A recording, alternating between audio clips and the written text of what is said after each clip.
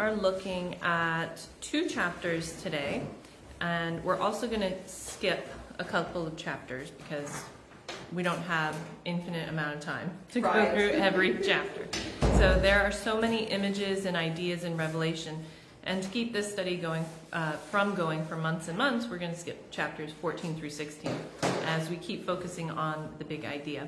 But take what you have learned so far and apply it to those chapters. It talks about plagues, bowls of wrath, a winepress of blood.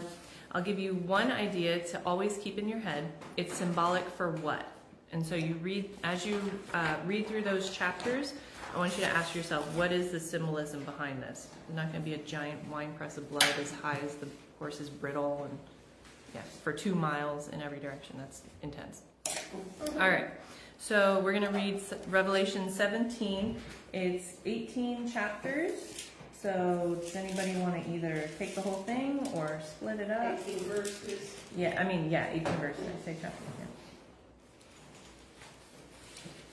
Chapter, now what did you say? Chapter 17. Yeah, the whole thing. Okay. Then one of the 7 angels who had the 7 bowls came and said to me, "Come, I will show you the judgment of the great prostitute, who is seated on many waters, with whom the kings of the earth have committed sexual immorality, and with the wine of whose sexual immorality the dwellers on earth have become drunk." And he carried me away in the spirit into a wilderness, and I saw a woman sitting on a scarlet beast that was full of blasphemous names, and it had 7 heads and 10 horns. The woman was arrayed in purple and scarlet and adorned with gold and jewels and pearls, holding in her hand a golden cup full of abominations and the impurities of her sexual immorality. And on her forehead was written a name of mystery, Babylon the Great, mother of prostitutes, of earth's abominations. And I saw the woman drunk with blood of the saints, the blood of the martyrs of Jesus. Then I saw her, I marveled greatly. But the angel said to me, "Why do you marvel? I will tell you the mystery of the woman and of the beast with 7 heads and 10 horns that carries her. The beast that you saw was and is not, and is about to rise from the bottomless pit and go to destruction. And the dwellers on earth, whose names have not been written in the book of life from the foundation of the world, will marvel to see the beast, because it was and is not and is to come. This calls for a mind with wisdom. The 7 heads are 7 mountains on which the woman is seated. They are also 7 kings, 5 of whom have fallen. One is, the other has not yet come, and when he does come, he must remain only a little while. As for the beast, that was and is not. It is an 8th, but it belongs to the 7th, and it goes to destruction. And the 10 horns that you saw are 10 kings who have not yet received royal power, but they are to receive authority as kings for 1 hour, together with the beast. These are one mind, and they hand over their power and authority to the beast. They will make war on the Lamb, and the Lamb will conquer them. For he is Lord of lords and King of kings, and those with him are called and chosen and faithful. And the angel said to me, "The waters that you saw where the prostitute is seated are peoples and multitudes and nations and languages. And the 10 horns that you saw, they and the beast will hate the prostitute. They will make her desolate and naked and devour her flesh and burn her up with fire. For God has put it into their hearts to carry out his purpose by being of one mind and handing over their royal power to the beast, until the words of God are fulfilled. And the woman that you saw is the great city that has dominion over the kings of the earth." All right. It's a little intense. What images are you seeing within this chapter? Who are we introduced to? Prostitutes. There's a royal woman, prostitute. Judy, do you have an extra week 9 for Oh, Jennifer? I'm sorry. I didn't see you come in. I Sorry, was come in reading. so we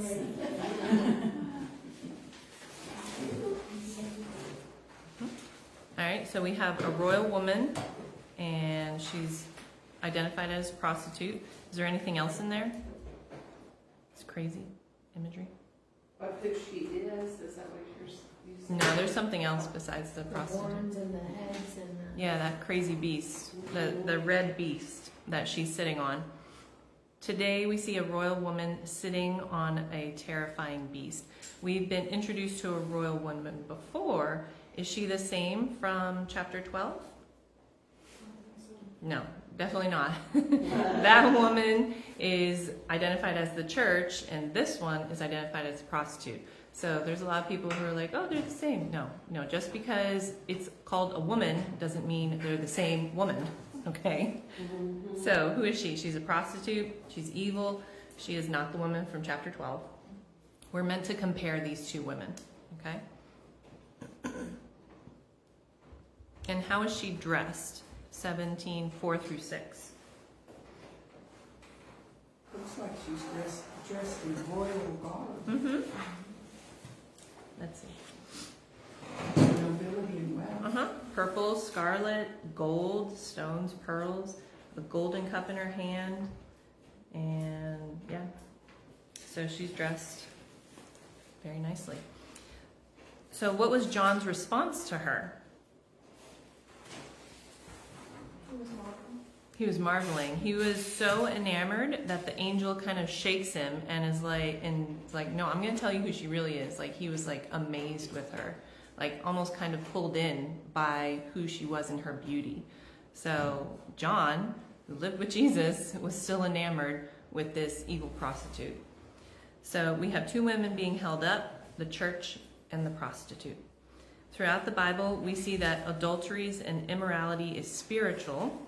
So this is not, we're not supposed to just focus our mind on this sexual immorality. The sexual immorality is a way to critique other sins in the Bible. And so we're going to see what exactly this prostitute is doing, but it's not sexual in the way that we're thinking. Like, Americans really have a tendency to nail down on that. But the Bible is like, yes, that's wrong and that's bad, but this is also on the same level of that. So it says, come, I will show you the punishment of the great prostitute who sits by the many waters. So what does the ocean represent? You remember? Chaos. And it actually tells us, just a few verses down, it said, the waters you saw there where the prostitute sits are the peoples, multitudes, nations, and languages. So these are the Gentile nations are represented. So she stands on the shore looking out at the ocean, which are her clients, the Gentile nations.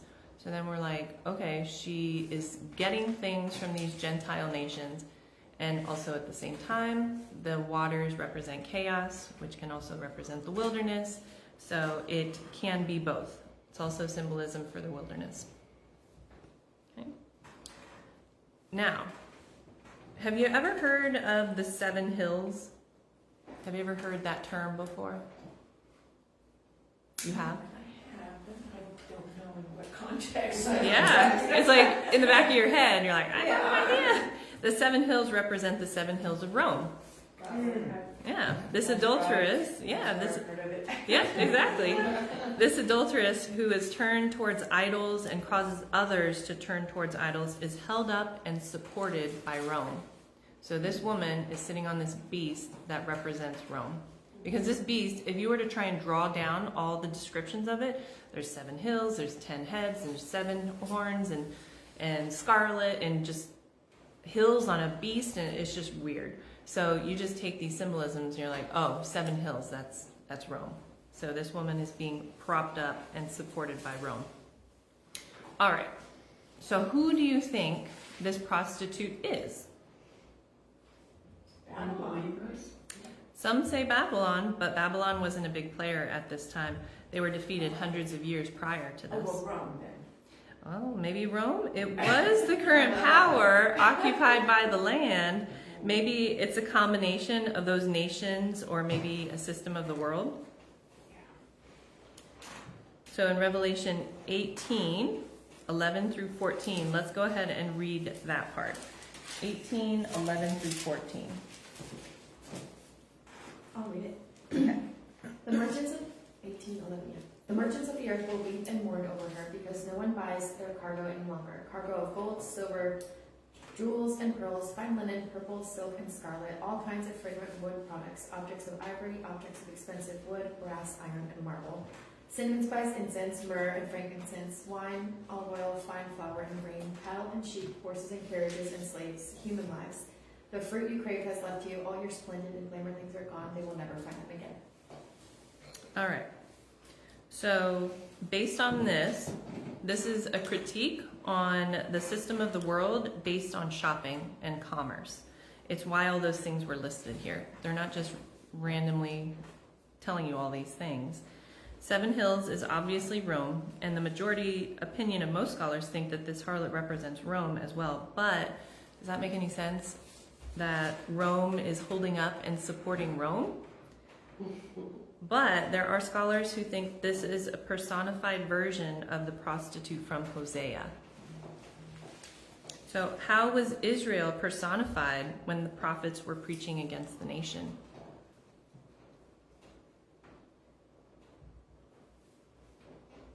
Unbelieving Israel was at many times called a prostitute. They were called Babylon when they were doing all these horrible things and turning away from God. So idolatry? So, yeah, anytime there's idolatry, I've noticed the Bible, whenever they talk about idolatry, turning away from God, or exploiting the poor, or basing off commerce and everything, it's always a sexual immorality. So they're taking that image of pressing people down and keeping people down and comparing it to sexual immorality. But we know that it can be more than that. That can be very convicting for the United States. Very. Very much so. Especially as we now have entered into that Christmas season. I'm already shopping for all my grandchildren, and it's already like, Very much so. like, Yeah. wondering about contributing to their materialism already as Yeah. kids. Yeah. Oh, There are some all people. of that, you Yeah. know? Yeah. There are some people who very much think that like the United States is the new Israel, or we're the new chosen nation, or oh, we're God's people. Okay. Yeah, but I want you to look at how, okay, so yeah, you think we are Israel. Go ahead and look at the Old Testament and see how they acted. And yes, we are acting like Israel from the Old Testament and from when the prophets were warning us. They very much had issues. So when people are like, yeah, we're like the new Israel, I'm like, yeah, but I don't think you think that means. All right. Okay, so we have Israel was at many times compared to a prostitute. Do you have any questions so far on what we're going through? All right. So we're looking, just to make this clear, because this Yeah. is really interesting to me, we're seeing the prostitution, a form of that is the exploitation of the poor Yeah. and the materialism, Yeah. as well as Mhm. all the other things that we think of as being like unfaithful. Mhm. Yeah. Yeah. Because it seems like those are the sins that That's the we're sin. more prone to. Oh yeah. And that's the Even as sin. Christians living with materialism. Yeah. The main critique. Exploitation. Yeah, the main critique of the Old Testament prophets was not that, that was one critique, that people were sleeping around and having ritualistic sex practices in pagan temples, but mainly that they were taking advantage of the poor, and the rich and powerful were gaining more power while pushing down all the marginalized people and the immigrants of that area. And you see many times in the Old Testament that that's the critique, is how they treat other people and how they treat those who are less than themselves, not sexual immorality, even though that is a thing. It can be both. It's interesting because when we think of Sodom, this is one study that I've done before, when we think of Sodom and Gomorrah, we think of sexual sin. Mm-hmm. But it's even Titus have to look it up, that the sin of Sodom and Gomorrah was not taking care of the poor. Yes, That for was sure. number one sin. Yeah, It for wasn't sure. The other was a part of it. But It was. we've taken that to be the sin. Yeah. Whereas exploitation of the poor and not taking care of the widows Mm-hmm.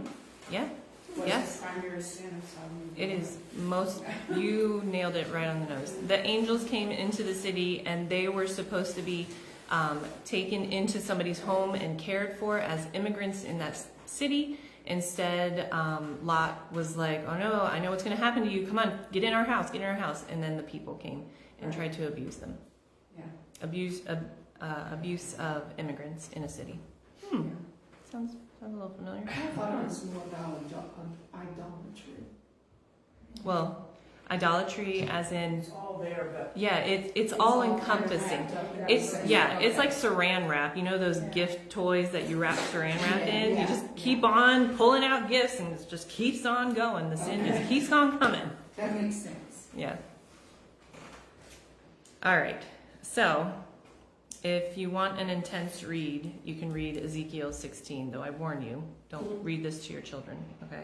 So, the harlot who pays her clients to be with her. So in Ezekiel 16:33 it says, all prostitutes receive gifts, but you give gifts to all your lovers, bribing them to come to you from everywhere for your illicit favors. So in your prostitution, you are the opposite of others. No one runs after you for your favors. You are the very opposite, for you give payment and none is given to you. Is this about sex? No. This is a critique on how they're treating other people and how they're using their resources that God is supposed to have given them. So, That's twisted. it is. It is.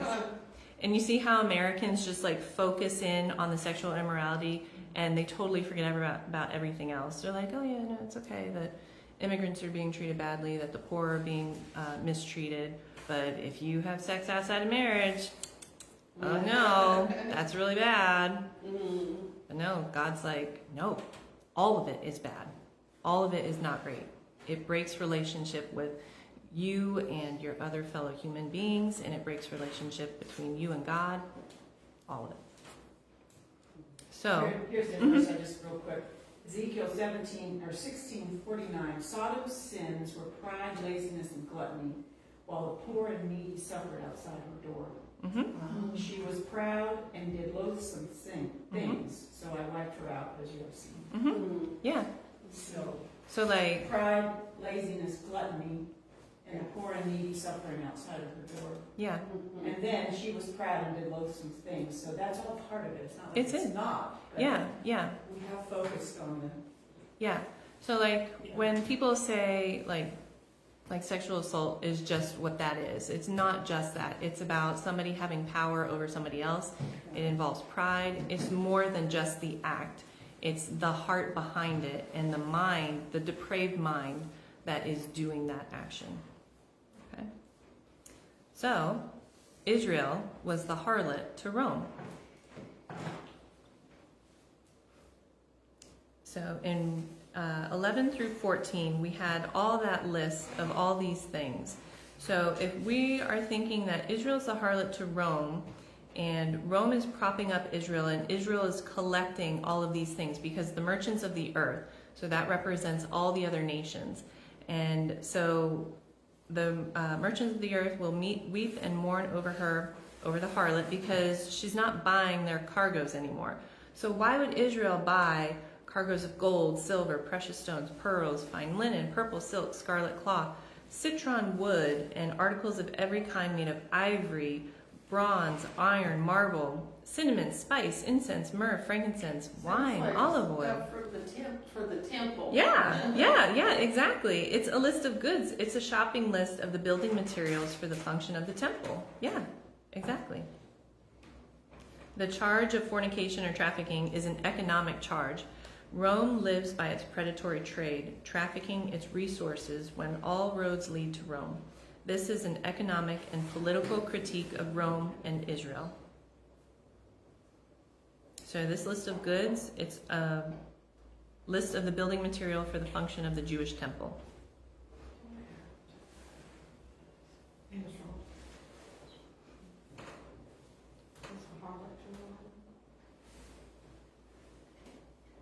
So this is 70 years, 70 AD, about 70, 90 AD. This is at the end of John's life. And Rome is still, has Rome fallen yet? It depends. Depends on when you date Revelation. Either the temple has fallen or the temple has not fallen, but Rome is still in power right now. So during Jesus' time, the divide between the wealthy upper class and the poor of Israel was vast. They were able to take advantage of widows and orphans as the Pharisees, governors, magistrates lined their pockets, and it was all completely legal. Did you know that when Jesus flipped the tables in the temple, those merchant tables were not supposed to be there? A couple of years prior to that, Caiaphas had allowed the merchants to come into the temple courtyards to sell, whereas before they had to be outside the temple. Why do you think he allowed that?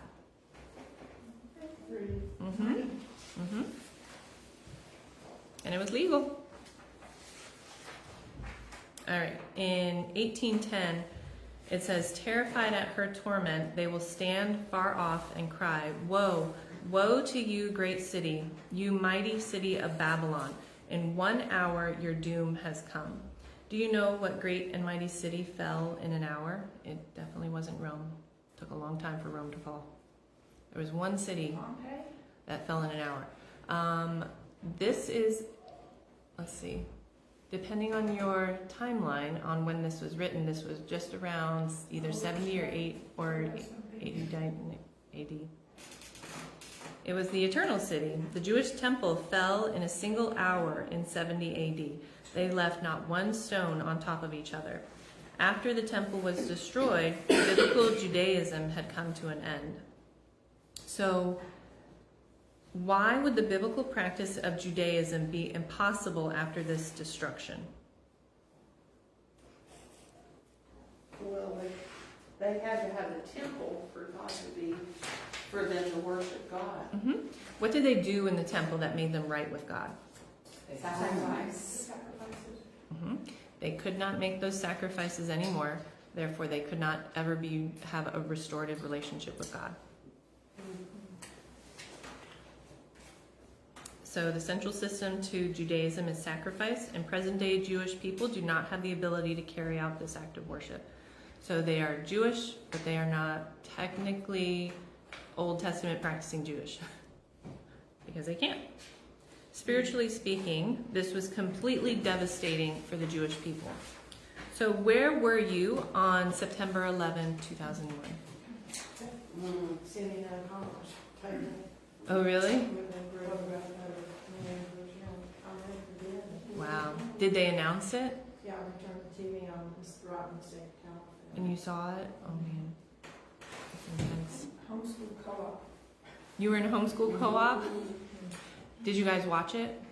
Yeah, the pastor of the church where we were having it called us down to his office, and we all crowded into his office and watched it on television. Oh, man. With all the kids, it was high school classes, Mm-hmm. little kids. Yeah. Where were you guys? You remember? I remember I got shots that day. You were in first grade? I was in kindergarten. Oh, wow. kindergarten. Oh, wow. And I got to school late because I had shots that day. My mom Uh-huh. brought me to school Mhm. and then came back and picked me right back up. Oh, That's really? all. I don't remember like watching on TV or anything like that. I You just- remember that. But just the fact that it was such an abnormal thing that even as a 5-year-old, you still remember that. That's crazy. That's really crazy. You know, I remember exactly where I was, even where I was sitting on the school bus when John Kennedy was shot. Right, I remember. Oh, wow. I was in fifth grade classroom. Oh, man. Yep, I was sitting on the bus, and we had just arrived at school, and the bus driver turned around and took us all home. That's amazing. Yeah. All right. Makes an impact. Yeah, for sure. So think of that as Americans seeing the towers fall. So take that unbelief and multiply it by 1 billion. To see the temple fall was devastating to the Jewish psyche. The temple was at the heart of Jewish identity. It was where Yahweh had dwelt, and he would do so again. The place of sacrifices. It meant the forgiveness of sins and the place where union and fellowship with God was constantly restored. The presence of the temple was an ongoing guarantee that Israel would remain safe forever under God's protection. So the temple was their place to meet with God, govern the nation. It was the treasury, and it was a national identity. So what did the temple represent? A lot of things, like all mixed up into one. Meeting with God, govern the nation, it was the treasury, and it was a national identity. So is there any place that represents America, like a building or a statue or anything like that? What else represents America? The White House.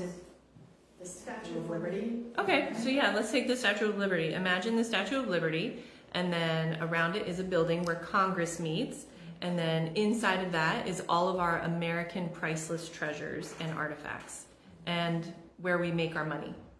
Imagine that being wiped out. That was the Jewish temple for them. And that was the two towers, of course, money, Yeah, yeah, money and business. yep, yeah. Yeah, money and business. So we know that God will never end the sacrifices that keep us right with God. As long as this good luck charm is here, we will remain safe. The Jewish temple.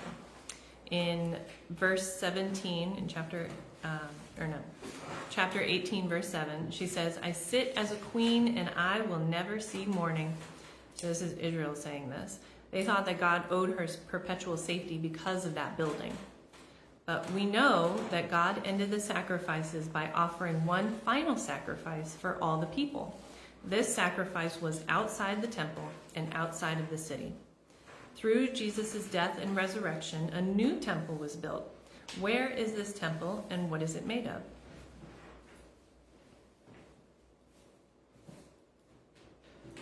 It's believers. Yeah, the church, believers, is made of believers. It is the church. Is it this particular building? No, it's all of us. So we could go meet out on top of a mountain and there would be church.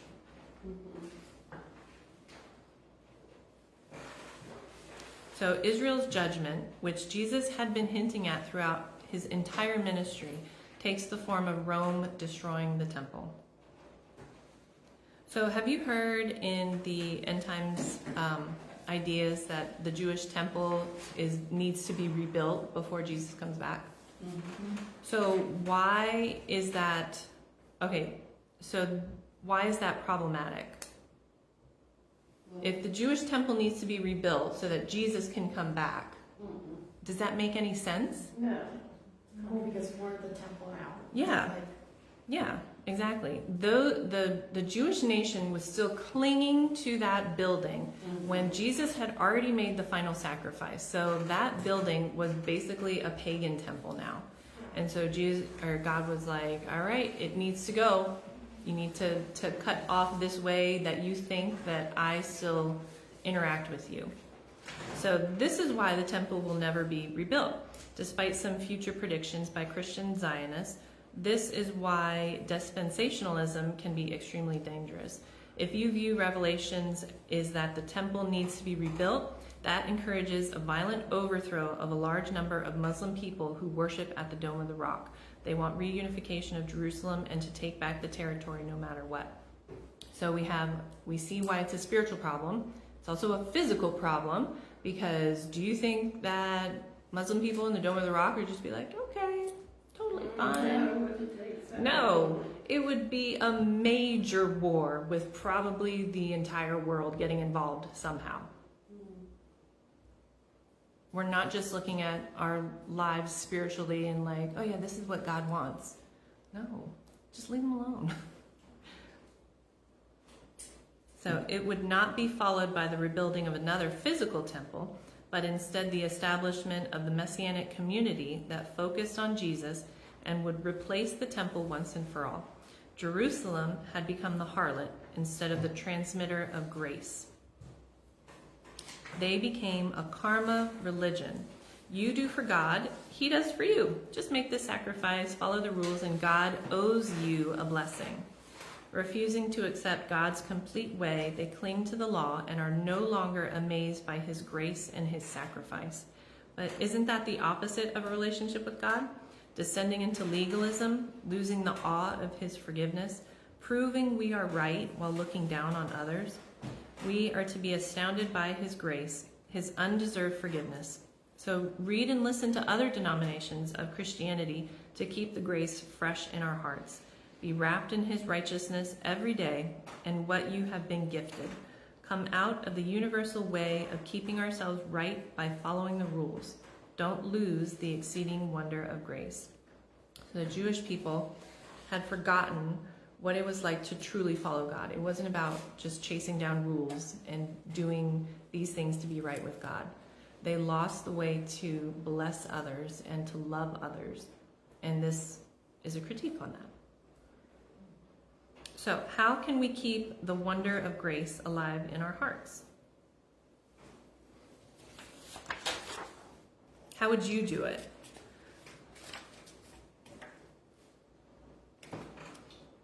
I think our message this past Sunday kind of gets the key to that. A grateful heart. You know, always thinking about God and what he's done in our lives and just for our salvation alone.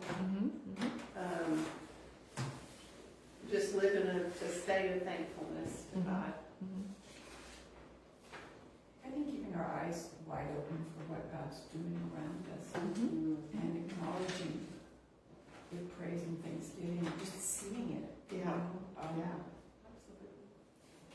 The girlfriend of my son-in-law, it's complicated, we'll just leave it there. Was hit by, she was in a bike race in Florida, and she was hit last week by a truck going 50 miles an hour from behind. Ooh. And she was immediately medevaced in a helicopter to a major trauma center, and my son-in-law went with her brother, went racing down to Florida thinking that she'd be dead. She walked out the next day. Oh my goodness. She has 2 crushed vertebrae and half of her ear is torn away, but she has no brain damage and she has no internal injuries. That's amazing. And none of them are believers. So they're just kind of, I mean, I'm not sure about Misha, but it's, I mean, they're just walking around in a daze because it's a miracle. So if you think, sometimes I just think my prayers are just not making a difference in my kids' lives, but I think, you know, I pray for all of them all the time, for God's protection over them, for angels. So I sent her I saw her and I hugged her and I talked to her and everything. She's all in a brace, and my dear son-in-law, he's like taking, you know, he's a caregiver, so he's really taking beautiful care of her. And she looks vulnerable and sweet. I mean, you sort of lose your confidence when that happens to you. Yeah. She is a really nice person, but anyway, this whole story, that meaning that it wasn't until I kind of was driving home, I went, oh God, you kept the guardian angel watching over her. Maybe I'm probably the only person praying for Misha.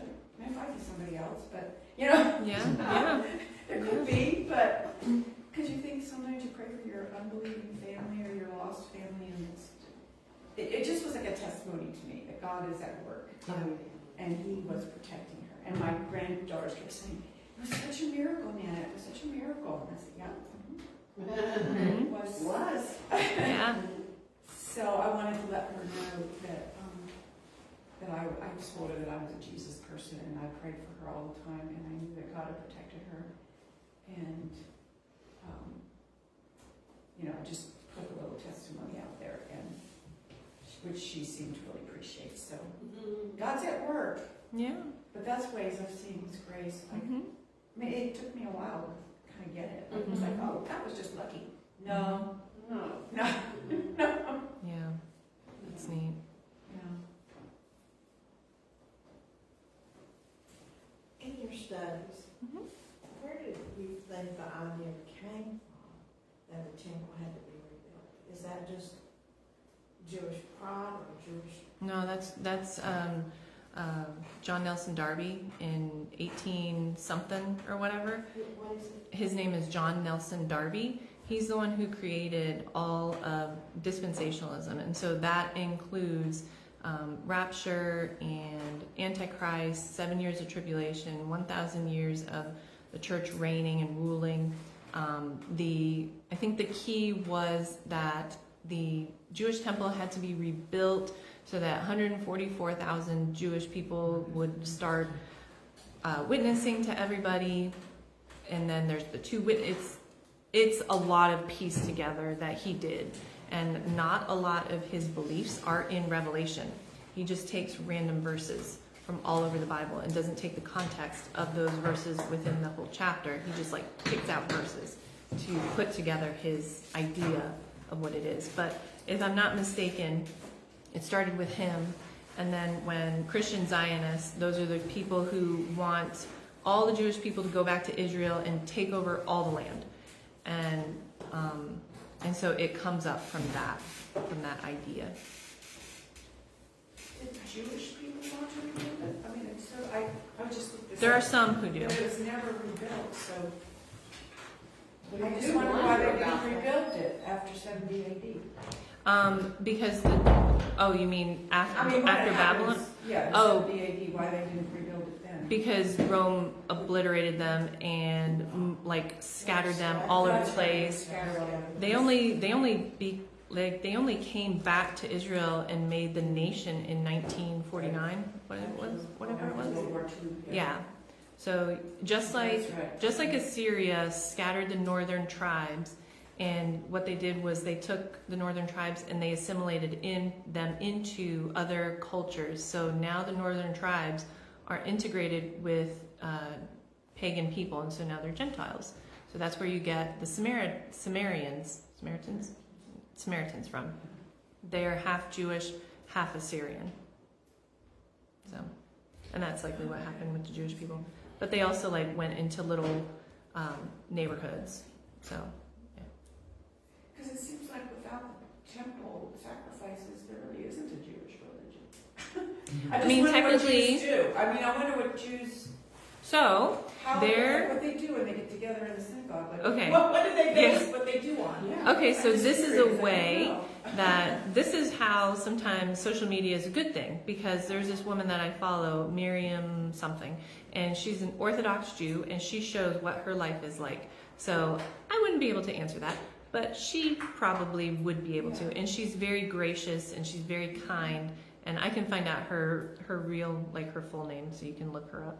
But this is also too how we can be amazed by God's grace is follow different people, and I'm not saying take on all their ideas, and just find out about these different people. So Miriam, she tells me about Jewish Orthodoxy, and she's not trying to convert me or anything, she's just sharing. And then there's this other person that I'm following. He's an Indian from India. He comes from a long line of Christian believers, and he basically is from the line of believers when Thomas went over to India. I'm really interested in that. And so he comes from that. So he is I'm not into your colonialism Christianity, because Thomas came to us and we've been going through it already. And so I follow him to get that idea as well. I'll follow an Orthodox preacher to find out what he says. Obviously, if somebody's heretical, this Jesus is not as powerful as the Father, then I'm all right, then back it up. I don't need to listen to you. But just because somebody is not Protestant, Christian, American, doesn't mean we can't learn anything from them. So this Indian guy, I'm learning a lot from him. Orthodox, Catholic, any other thing that you can think of. We want to try and pop our bubble and hear other people, and then compare what they say against what Scripture says and make sure it stacks up. And sometimes you'll hear something and you're like, oh my gosh, that's insane. I never thought of it that way, and your mind is blown, and there you go. I'd be really interested in the guy from the Thomas. Yeah, I'll send him to you too. Who just said? His name, Joash?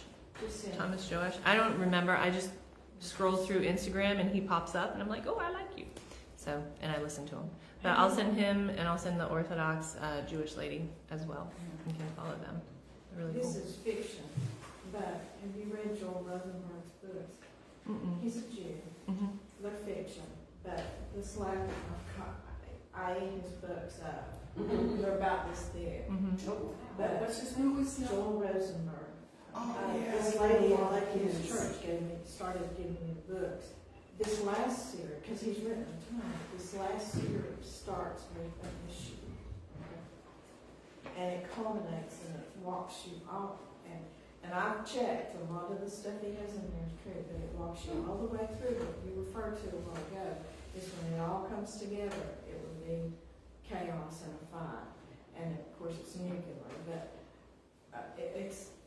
it just makes you think so much because he fills in the leaders. And some of these books were written in way before Clinton and before 9/11. And he has it in these books that these things have happened. And since, he wrote about it, but his books are so good. But I like to read them because of he is a Jew, but he evidently was a Jewish Christian. Oh, okay. Just see that Mm-hmm. work. The books are great. But it's not so much that, it's like a movie, it's just something that makes you think. Mhm. But he's That's interesting. really good. It's neat. There's 6 books in this last series, and it's better than any of them. It's the Marcus Riker series, the Kremlin conspiracy, the Persian Camel. Yeah, there's the Last Jihad series that has a bunch of books. Always good too. Huh. The Let's thing check that, it. after the election, and I'm not gonna get flipped.